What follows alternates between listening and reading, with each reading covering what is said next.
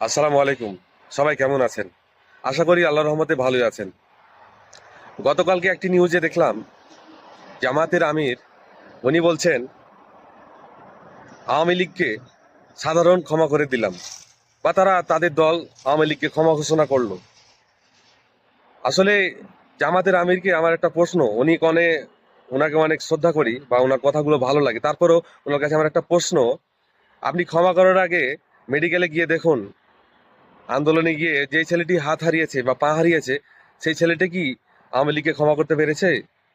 যে মানুষগুলো তার জীবন হারিয়েছে, আয়নাঘরে সাজা খেটেছে, সেই মানুষগুলো কি আওয়ামী লীগকে ক্ষমা করতে পেরেছে?